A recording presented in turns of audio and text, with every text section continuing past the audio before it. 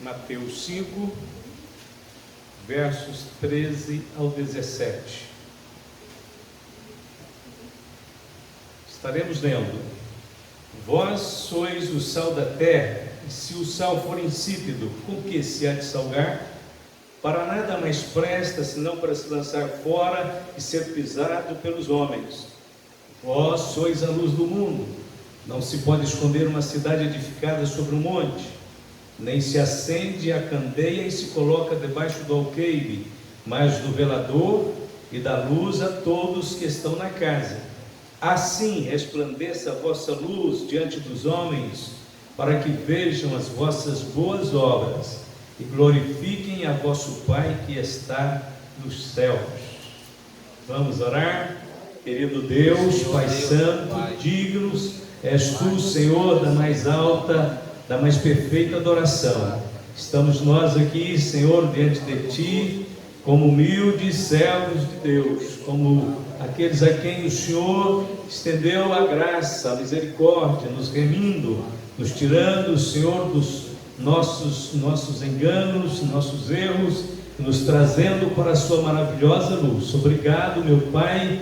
Nós oramos a Ti em nome de Jesus Cristo, Te louvando, pedindo a bênção para a nossa mente, para o nosso coração, ao ouvir a Tua palavra, em nome de Jesus. Amém? Podem sentar.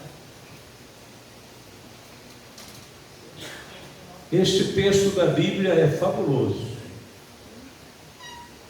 O Senhor Jesus utiliza um método para fazer umas colocações únicas em todo o Evangelho.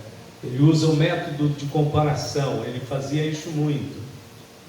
Ele então toma os termos sal e luz como metáforas, como símbolos, como algo que parece, com a outra coisa, para falar sobre as qualidades do caráter cristão e também da sua influência, do seu testemunho aqui neste mundo.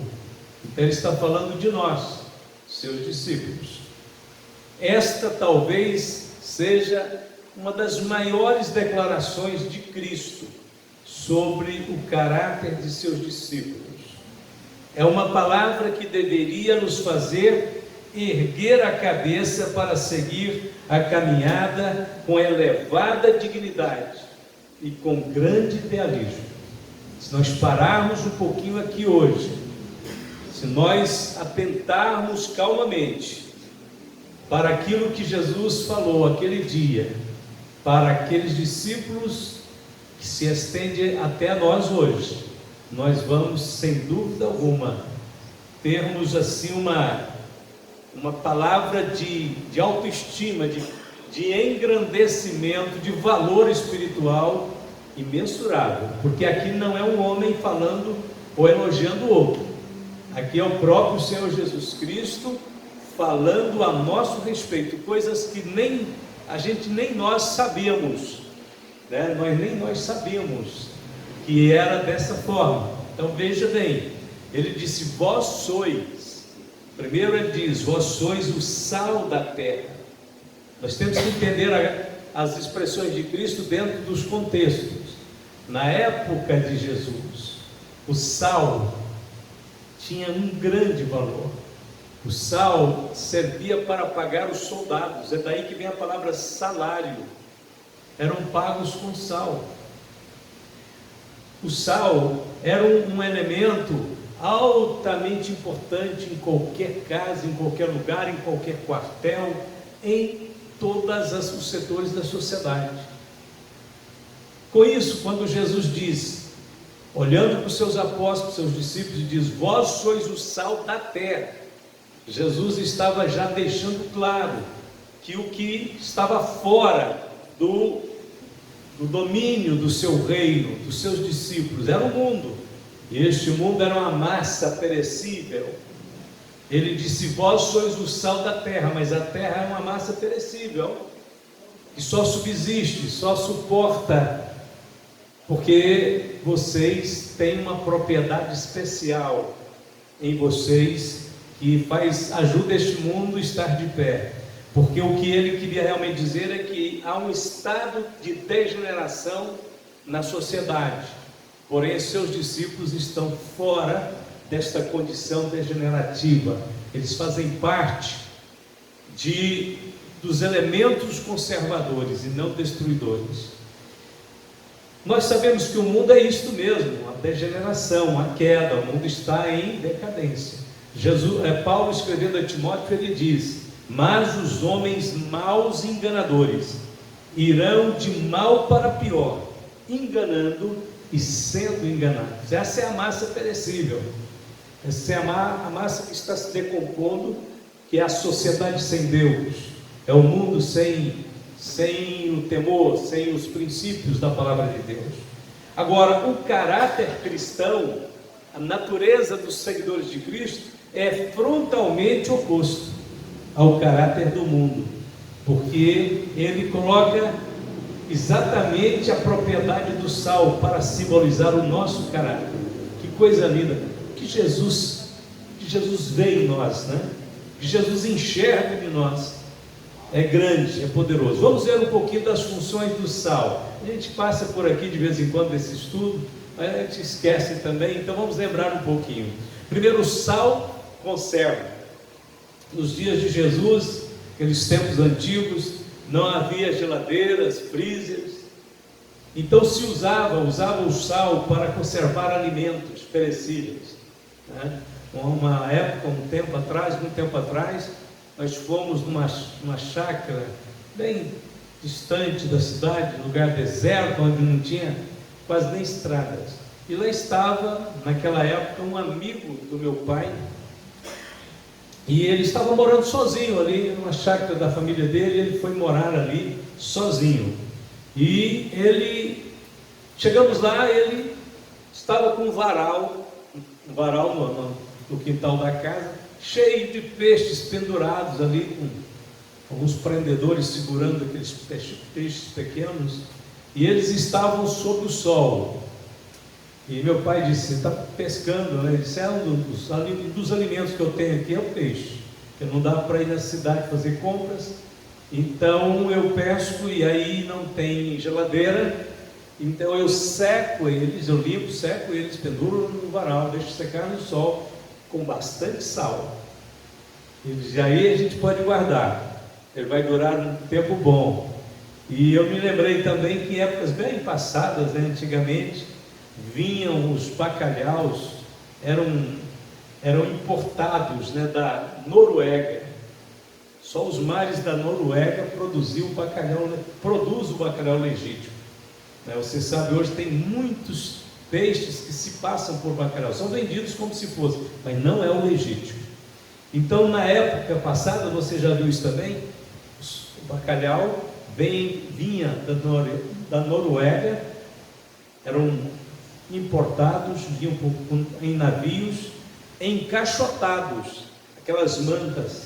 E qual que era a característica principal? Muito sal, né? Quando minha mãe, lá na época eu era criança, que ela comprava o bacalhau, sempre achei muito gostoso o bacalhau. Ela tinha que ferventar mais de uma vez para tirar um pouco daquele sal. Por quê? Porque aquela carne, olha que carne de peixe é bastante perecível, perece muito rápido, mas vinha fresquinha, vinha em condições perfeitas para se comer. O sal conservava aquela carne, aqueles peixes. Então, quando Jesus falou isso, ele estava pensando nessa propriedade de conservação que o sal tem, que se pode usar para conservar alimentos perecíveis. O que isso significa? Significa que se não fosse a presença da igreja aqui na terra, há muito que este mundo já teria perecido. Foi assim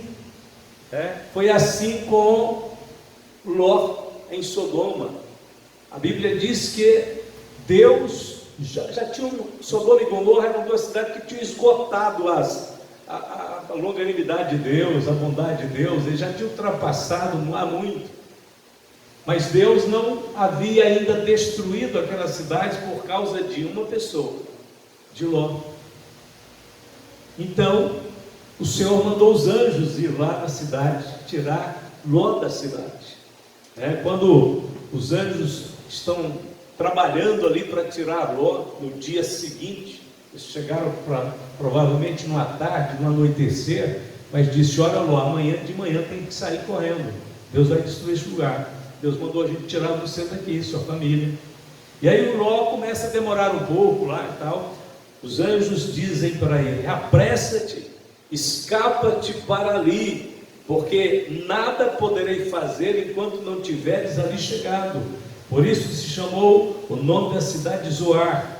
Saiu o sol sobre a terra quando Ló entrou em Zoar. Então o Senhor fez chover enxofre e fogo do Senhor desde os céus sobre Sodoma e Gomorra. Gênesis 19, 22 e 24. O Senhor respeitou, preservou a cidade do juízo até que Ló saiu da cidade. Quando a igreja sair daqui, o juízo virá. Este mundo vai perecer, mas por enquanto o sal está conservando esta massa. Mas ela está prestes a perder este sal. A hora que esse sal for tirado, não existirá mais nenhuma razão para Deus prolongar a sua espera, a sua longanimidade, porque ela já vem se estendendo por milênios. Segundo, o sal não apenas preserva, mas o sal também tem um elemento curador, tem as suas propriedades curativas. No antigo mundo, o sal era um agente importante como curativo, capaz de restaurar feridas. Jesus então está usando a igreja aqui na terra também como um sal para curar pessoas, e indo pregar e dizendo: é chegado o reino dos céus, curai os enfermos, limpai os leprosos, ressuscitai os mortos, expulsai os demônios, de graça recebestes, de graça dai. A igreja é uma agência curadora, é uma comunidade restauradora. Glória a Deus, é como um hospital, é um remédio de Deus para este mundo. Terceiro, o sal tem uma outra propriedade, ele provoca sede. É importante, viu, irmãos, ter sede. Dizem que quando em alguns lugares que tem que atravessar deserto, porque tem pessoa que não tem muita sede, quase não bebe água. Então, em lugares onde vai ter uma carência enorme de hidratação, as pessoas já são aconselhadas a levar sal consigo. Ou seja, se vai entrar numa região deserta, a viagem vai ser prolongada, comece a colocar um pouquinho de sal na boca. Para quê? Para você ter sede, você precisa beber água.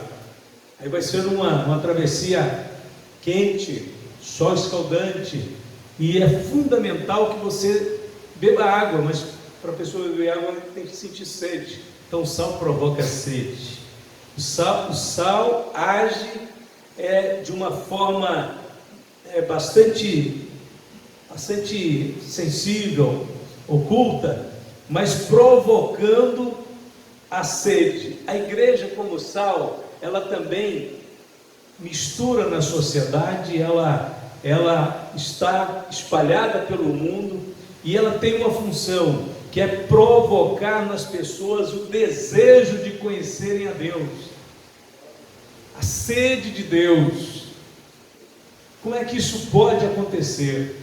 Quando o mundo observa o nosso testemunho, eles começam a ver que nós temos algo que eles não têm, e que eles precisam desesperadamente.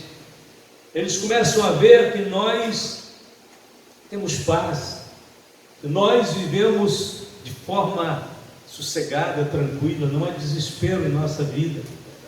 A gente passa por muitos problemas semelhantes ao do ímpio. Às vezes ele tem carência que nós temos também, mas a reação diante das carências, das necessidades é totalmente diferente. O ímpio desespera, o ímpio xinga, o ímpio murmura, o crente adora, o crente ora, o crente busca Deus, E então, quando o ímpio começa a ver que a diferença é enorme entre ele e aqueles que temem a Deus, ele para e pergunta: como é que eu posso ter o que você tem? Como é que eu posso conseguir o que você demonstra ter? Então a igreja provoca sede, as pessoas querem vir na sua igreja para saber o que você ouve, o que você aprende, que faz você ser a pessoa que você é. Jesus disse: isso é ser sal. Quarto, o sal dá sabor. O sal age de forma invisível, mas dá sabor quando está em contato. Quando se espalha o sal sobre a carne, aquele alimento passa a ter outro sabor, outro gosto. E o sal geralmente desaparece, você não vê ele se infiltra, né? Então, e causa uma mudança no sabor enorme. A proposta de Deus é que a igreja movimente na sociedade de forma discreta, quase invisível, mas de forma significativa, na medida em que ela vai andando, trabalhando, vivendo, entrando em contato com as pessoas. A igreja, os servos de Deus vão dando sentido e sabor à vida, mostrando aos homens que vale a pena viver quando se vive para Deus. Glória a Deus. Todo mundo está perguntando por que esses crentes cantam tanto. Todo mundo quer saber por que esses crentes são animados, fervorosos, alegres, estão sempre falando coisas boas e positivas. É o sabor da fé que é em Cristo. Aleluia. Dá à vida um outro sentido, uma outra cor. Glória a Deus. Como nós éramos tristes, irmãos, vazios, desesperados antes de conhecer a Cristo. Quantas vezes eu acordava de manhã, não era bem de manhã, eu dormia muito tarde, acordava lá pelas 11 horas da manhã e sentava na cama assim, punha a mão no queixo e pensava assim: mais um dia para viver. Hoje a gente acorda bem cedinho e diz: glória a Deus, mais um dia para louvar a Deus, né? Mais um dia para ver o trabalho de nossas mãos, ver nossos filhos ir para a escola, crescer, ver nossos irmãos sair para o trabalho, planejar as coisas do Senhor na terra. Glória a Deus. O sal não pode perder as suas funções. O sal é para tudo isso, não pode ser para ser diferente. Jesus disse: vós sois o sal da terra. O que será que os discípulos pensaram naquele momento que Jesus olhou para eles e disse enfaticamente: vós sois o sal da terra? Sabe que eles ficaram admirados? Sabe que eles perguntaram: como, Senhor? O que significa isso? O que será que eles pensaram? A Bíblia não narra muitos comentários, né? Mas Jesus disse uma coisa muito importante: vós sois o sal da terra. E se o sal for insípido, sal que não salgue, sal sem sabor. Um sal sem sabor, sem o gosto próprio, característico do sal, é como se fosse um punhado de areia, né? Não tem sentido nenhum. Então Jesus disse: se o sal for insípido, com o que se há de salgar? Para nada mais presta, senão para se lançar fora e ser pisado pelos homens. Interessante que nos países onde há muita neve, muito frio, as prefeituras, as comissões que cuidam das cidades, né, usam sal para jogar nas ruas, aonde o gelo caiu, onde a neve está, porque o sal tem também essa propriedade de fazer a neve derreter, fazer abrir o caminho. Mas Jesus está dizendo: mas se o sal não tiver sabor, ele vai ser pisado só pelos homens, não vai servir para mais nada, não vai servir para nenhuma dessas coisas que foi falado, e vai ser como uma areia, um cascalho sobre o chão, onde as pessoas vão pisar sobre ele. Para nada mais presta senão para se lançar fora e ser pisado pelos homens. Então, no mínimo o sal, com sua propriedade, tem que servir para melhorar o caminho, né? Para abrir o caminho. O Senhor Jesus espera então que nós nunca deixemos de dar o testemunho da nova vida. Quando ele disse, vós sois o sal, ele estava querendo dizer, eu espero que vocês sejam o sal hoje, amanhã, depois, até o último dia. Glória a Deus. Ele espera que seus discípulos se mantenham firmes no propósito de servi-lo, de glorificá-lo, de ser diferente, de fazer a diferença neste mundo. Glória a Deus. Mas vamos ver um pouquinho da segunda metáfora. Vós sois o sal da terra e também a luz do mundo. Mas é muito grande isso. Luz do mundo, Senhor, porque no Evangelho de João, capítulo 8, verso 12, o próprio Senhor Jesus disse, eu sou a luz do mundo. Agora aqui o Senhor está dizendo para os seus apóstolos, vós sois a luz do mundo. O que significa isso? Ora, nós estamos sendo comparados ao próprio Cristo, e por Ele mesmo, por Ele próprio. Vós sois a luz, não é uma pretensão, não é ninguém que inventou essa ideia e disse, vamos dizer também que somos a luz do mundo, porque Jesus disse que é. Não fomos nós. Acho que ninguém teria coragem, inclusive, de usar essa expressão para si próprio. Eu sou a luz do mundo, porque ela é de Cristo, ela é do Senhor. Mas de repente o Senhor diz, vós sois a luz do mundo. Então agora você pode dizer que Ele disse, eu sou a luz do mundo. Claro que por mais próximo que Jesus quer colocar a gente da sua maneira de ser, Ele é infinitamente, né? Ele é o holofote da eternidade, Ele é o raio mais vívido de luz que clareia esse universo. Nós somos pequenas luzes, mas somos. Ele disse, vós sois, glória a Deus, vós sois a luz do mundo. Vamos ver algumas características então da luz. Primeiro, uma das características mais bonitas da luz é que ela é silenciosa, mas eficaz. Quando alguém chegou aqui no templo hoje, estava escuro, e acionou o primeiro interruptor, uma só lâmpada aqui, fez toda a diferença. Uma lâmpada só, não fez um ruído, não deu um grito, não deu nada, não fez nenhum barulho, mas quando acionou e a luz brilhou, as trevas fugiram rapidamente, se esconderam, porque a luz é muito poderosa, muito forte. Jesus disse, para que sejais irrepreensíveis e sinceros, filhos de Deus, inculpáveis no meio de uma geração corrompida e perversa, entre a qual resplandeceis como astros no mundo. Filipenses 2,15.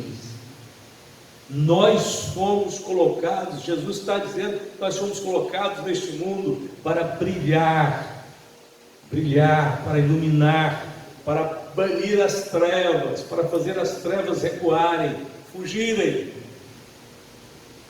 Então a luz é silenciosa, mas é eficaz.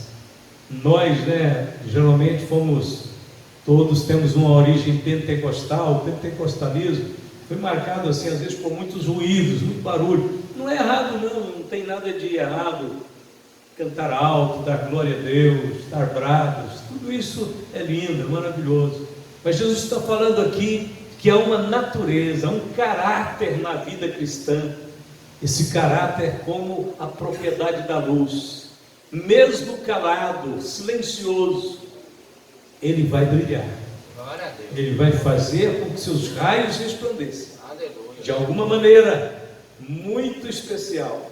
Aonde você for, você deve pensar, eu sou luz deste lugar.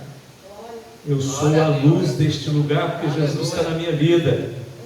Eu estou trazendo luz para essa casa, para esse trabalho. Eu estou trazendo luz aqui neste lugar. Glória a Deus. Segundo, a luz tem uma tarefa, tem um sentido de indicar direção. Aí eu me refiro e lembro dos faróis antigamente, que eram construídos na beira do mar, sobre pedras, sobre lugares rochosos, pedras que ficavam em lugares onde os navios iam passar por ali. Então aqueles faróis eram torres bem altas, e lá em cima tinha iluminação, era o antídoto do fogo. Aquela luz era produzida pelo fogo. O fogo refletia em espelhos. Aqueles faróis, eles mantinham então o fogo ali queimando. A luz do fogo refletia em espelhos. Os espelhos eram lentes, e as lentes faziam com que a luz daquela chama brilhasse a quilômetros de distância mar adentro. Então, quando os barcos vinham à noite em tempestades, eles procuravam ver aonde estava a luz do farol, para se guiar por ela, para não aproximar muito das pedras, dos lugares onde eram perigosos para os navios, poderiam chocar-se, naufragar. Então os faróis indicavam o caminho, indicavam a direção. Os faróis evitaram que centenas, dezenas e centenas de barcos se destruíssem, se naufragassem. Foram muito importantes. Até hoje existem faróis, são instrumentos antigos de navegação, que ajudavam na navegação. Então os faróis, as luzes dos faróis indicavam a direção. Jesus diz: quem anda nas trevas não sabe para onde vai. João 12:35. Quando você encontra uma pessoa não cristã, não tem conhecimento nenhum da palavra de Deus, a primeira coisa que, se você quer saber se ela é salva ou perdida, se ela tem alguma noção de salvação, de vida eterna, se pergunta para ela: se você morrer hoje, para onde você vai? Eu já fiz esse teste. 99% das pessoas falam assim: ah, não sei, Deus é que sabe. Não sei, Deus é que sabe. Ou seja, não sabem para onde vai. Não é assim que Deus quer que os homens reajam, dizendo: não sei, Deus é que sabe. Jesus veio para nos dar a certeza da vida eterna. Nós sabemos para onde vamos. Por quê? Porque a Bíblia diz que quem anda em trevas é que não sabe. Nós andamos na luz, por isso nós temos a certeza da vida eterna. Aleluia. Nós sabemos que estrada nós estamos caminhando. Nós temos a luz da vida.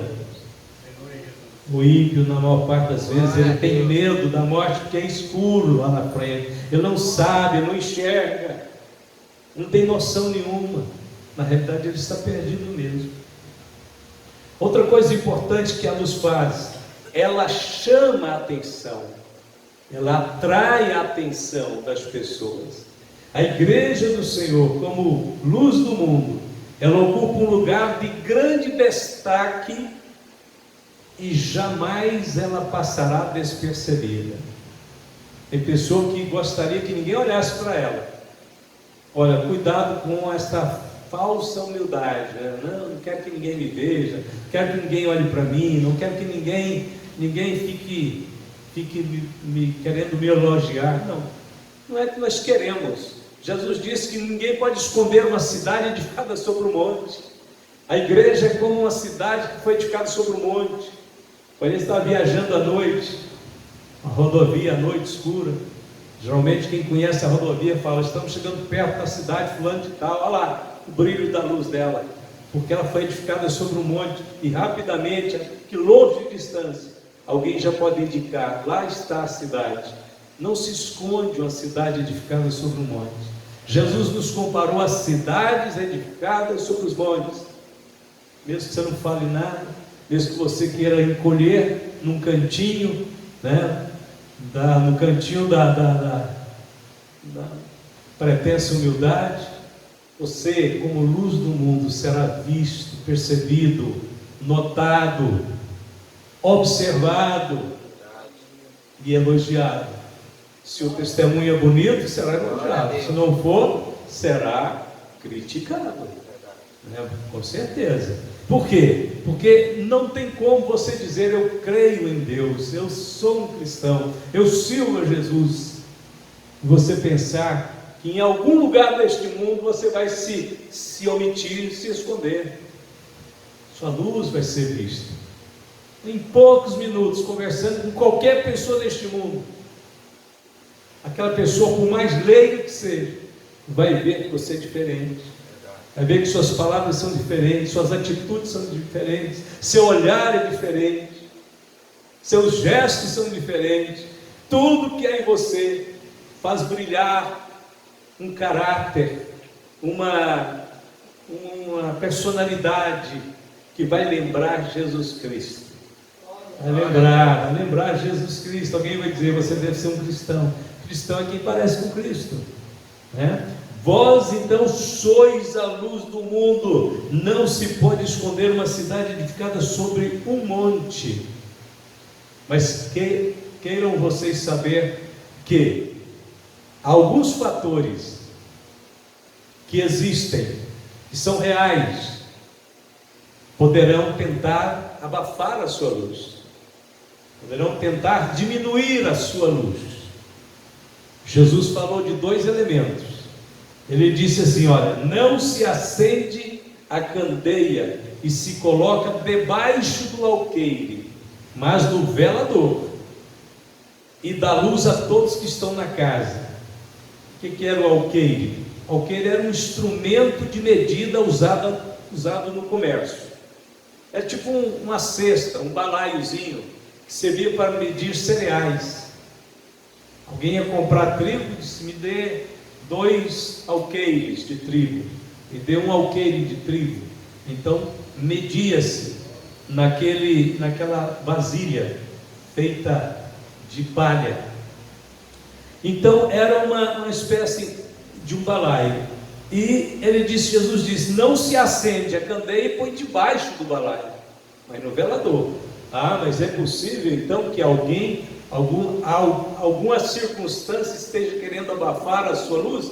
Pode ser. O balaio é um instrumento do comércio, então isso aqui fala da vida secular. Então a aplicação que nós podemos dar é que Jesus está falando que se o homem ficar envolvido apenas com o trabalho, ganhar dinheiro, em buscar diplomas, em ser alguém importante na vida, aí o tempo todo só pensando naquilo, e vai afastando da igreja, vai afastando da palavra de Deus. Então daqui a pouco o alqueire, a vida secular, vai abafando a luz fica tampada, não vai clarear para os outros. Isso não é bom, isso é ruim. Jesus nos chamou para ficar no velador. Não adianta, não adianta você não vai se esconder, não. Você tem que ficar no velador. Velador é um lugar alto onde todo mundo vê, porque a sua luz vai beneficiar a muitos outros. O que você é em Jesus Cristo precisa manifestar-se neste mundo para o bem dos homens, dos seres humanos. Glória a Deus. Não deixe que as atividades seculares abafem sua luz. Vamos continuar estudando, mas não vamos deixar que a faculdade seja um alqueire que apaga a luz da vida de nenhum jovem. Vamos continuar trabalhando, vamos continuar buscando as coisas necessárias para a nossa sobrevivência, nossa casa, mas não vamos deixar de buscar em primeiro lugar o reino de Deus e a sua justiça.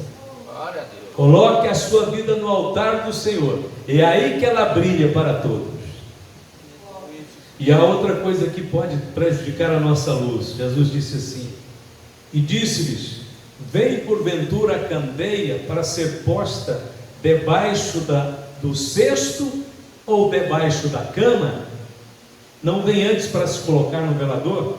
Este é um texto de Mateus, que Mateus acrescenta essa palavra: colocar debaixo da cama. O que significa isso? Não, eu fico caçando, entender o que isso pode significar, porque é uma analogia. Jesus também pegou coisas simbólicas, metáforas. Então, candeia debaixo da cama fala da vida familiar, mas principalmente da vida conjugal. É necessário estar bem dentro de casa para que o nosso testemunho resplandeça lá fora. Não adianta sair de casa brigado, sem acordo, sem o amor de Cristo no nosso coração para com a esposa, com o esposo, com filhos, com o pai, e tentar querer ser alguém lá fora como quem serve a Deus muito certinho. Nós temos que ser primeiro, nós temos que amar, nós temos que cuidar dos de casa, dos domésticos da fé, dos irmãos, da família. Aí sim nós podemos enfrentar este mundo de cabeça erguida, com Jesus na nossa vida, com a autoridade de Deus, com a verdade de Deus. Aí sim nós podemos falar para as pessoas que elas precisam converter, elas precisam mudar de vida. Ah, mas você é assim dentro de casa. Graças a Deus, na nossa casa nós temos alegria, paz, convivência, né? Minha luz não está debaixo da cama não, não está escondida não, minha luz está brilhando. Glória a Deus, aleluia. E falando então dessa metáfora de sermos comparados com luz, nós temos que entender que a luz, basicamente, a função mais importante da luz é dissipar as trevas, acabar com as trevas. E a igreja, será que a igreja está acabando com as trevas dos seus dias? Espero que sim. Eu espero que nós estejamos diminuindo essas trevas que têm tentado invadir o mundo. Existem 3 tipos de trevas. A Bíblia fala das 3. A primeira são as trevas físicas, naturais, que é a noite que vem, né? Dia, depois noite. Estas trevas naturais, ela é dissipada pela luz comum, por essas lâmpadas. As lâmpadas já estão fazendo esse trabalho para nós aqui, né? Mas temos as trevas morais. O mundo inteiro pode estar sendo tomado por trevas morais. O que é trevas morais? Abandono dos princípios estabelecidos por Deus para o casamento, para o noivado, para o namoro, para a vida conjugal.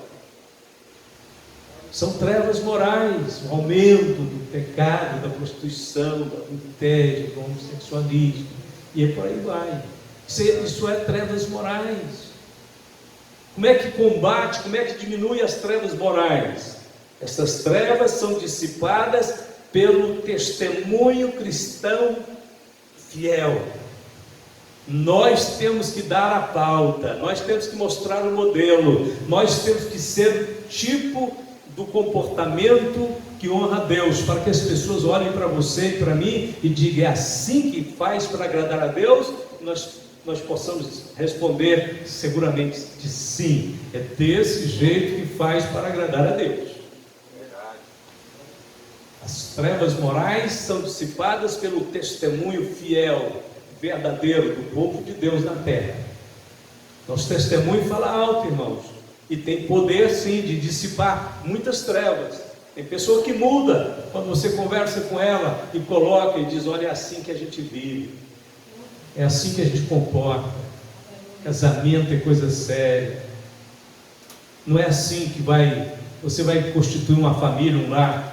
Só vem cá, vamos morar junto, não. Você tem que ter a direção de Deus, você tem que ter a responsabilidade, você tem que ter o amor verdadeiro. Glória a Deus. Trevas morais precisam ser dissipadas. E temos um outro tipo de trevas, são as trevas espirituais. As trevas espirituais estão aí através do ocultismo, da feitiçaria, da idolatria, de todas as espécies de religiões, de atitudes rituais que fogem à revelação de Deus na Bíblia. Só há um meio do homem procurar Deus, buscar Deus. Ele tem que ir pelo caminho, e o caminho é Jesus. Glória a Deus. Só existe um mediador entre Deus e os homens, Jesus Cristo, homem. E para terminar, observe, Jesus não disse: eu gostaria que vocês fossem o sal da terra e a luz do mundo. Ele também não disse: eu espero que vocês sejam sal da terra e luz do mundo. Não, Jesus simplesmente disse: vós sois. Glória a Deus, nós somos. Porque Ele disse. Se Ele disse, você tem que dizer amém. Amém, Senhor. Se o Senhor me escolheu para ser, então serei. Sua graça me transforma, seu poder me faz ser esta pessoa que o Senhor espera que eu seja. Jesus, quando diz que nós somos, é porque Ele já preparou toda a provisão de graça, de preparação, de formação, de transformação para que nós sejamos, né? E mais uma coisa importante: Jesus não condicionou esta declaração a alguma outra coisa. Por exemplo, ele não disse assim: vós sois se as autoridades permitirem. Ele não disse: vocês serão a luz do mundo se as coisas melhorarem, ficarem melhor. Vocês serão a luz do mundo se a educação cuidar do homem. Não. Se a ciência dominar o mundo e abrir caminhos para isso. Não. Bom, não aconteça o que acontecer neste mundo, vós sois. Glória a Deus. Vós sois. Jesus foi claro e direto: vós sois. Senhor Jesus Cristo, então, declarou quem somos. Ele é maior do que todos. Ele pode determinar, ele pode definir, ele pode conceituar, e ele pode então declarar quem é e quem não é. E aqui nesta passagem ele deixou estabelecido que todos aqueles que o seguem são luz do mundo e sal da terra. Glória a Deus. Terminando, você deve saber 3 coisas para finalizar a palavra, pelo que Jesus falou e ensinou neste texto. Primeiro, você deve saber que nós somos diferentes deste mundo. Verdade. Jesus não disse que o mundo era a luz do mundo, não disse que o ímpio era a luz do mundo. Ele disse: os meus discípulos são. Então nós somos diferentes. Número 2, nós somos responsáveis por este mundo. Se nós não iluminarmos este mundo, ele fica em trevas e os homens desabam. Terceiro, nós exercemos total influência sobre este mundo. Jesus disse: assim resplandeça a vossa luz diante dos homens, para que vejam as vossas boas obras e glorifiquem a vosso Pai que está nos céus. Glórias a Deus. Nosso testemunho traz glória para o nome de Deus. A nossa maneira de viver engrandece, honra a Deus aqui na terra. Os homens, por mais ímpios que sejam, têm que parar e admitir: não, verdadeiramente o comportamento e a vida de vocês falam de um Deus verdadeiro, fala de um Deus santo.